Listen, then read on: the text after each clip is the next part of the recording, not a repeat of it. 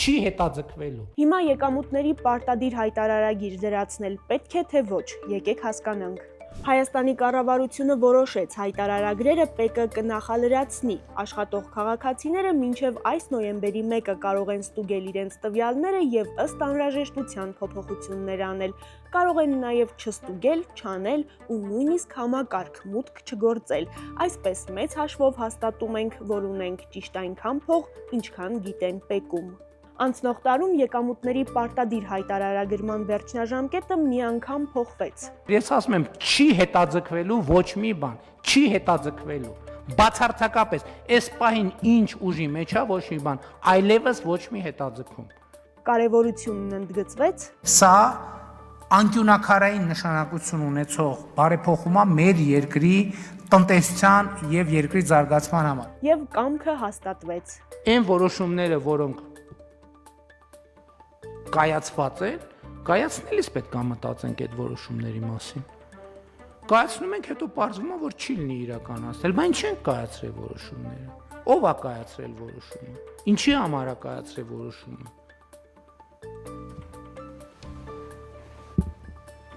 Ու մենք sense բաների մասին չենք խոսում, պետք է խոսենք sense բաների մասին։ Փաշինյանի այս խոսքերից հետո 700,000-ից ավելի քաղաքացի պիտի հայտարարագրվեր մինչև նոյեմբերի 1-ը, բայց հոկտեմբերի 16-ի դրությամբ միայն 130,000-ն է դա արել եւ պարզվել է հայտարարագիր լրացրած անձանց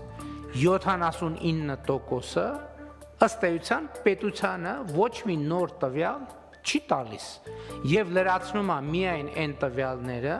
որոնք պետությունը կամ գիտի, կամ քաղաքացու թույլտվության դեպքում կարող է իմանալ։ Հիմա այստեղից հարց առաջացավ, եթե այսպիսին է վիճակագրությունը, ինչի ենք մենք մարդկանց 79%-ին ասում, որ դուք մտեք հայտարարագիրը լրացրեք այն դեպքում, երբ որ ինքնաշխատ ձևով այդ հայտարարագիրը լրացված է։ Վարչապետ Փաշինյանն ասում է, այս փոփոխությամբ քաղաքացին չի ազատվում հայտարարագիր լրացնելու պարտավորությունից։ Բայց եթե որևէ X պահի ի հայտ եկավ, որ մարդը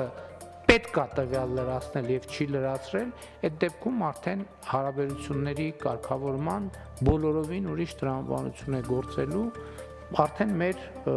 ունեցած օրենսդրության համաձայն։ Այսքանից հետո պետք է հիշել, ընտանիքի անդամների միջև փոխանցումները հայտարարագրել պետք չի լինի, իսկ պետությունը ստացած տվյալների վրա հիմնվելով որոշ հարցեր դեռ պետք է հստակեցնի։ Ամեն դեպքում, եթե քաղաքացիներն ուզում են առողջապահության եւ սոցցախսերի գծով հետ վճար ստանալ, պետք է մտնեն համակարգ ու էլեկտրոնային ստորագրությամբ վավերացնեն իրենց հայտարարագիրը։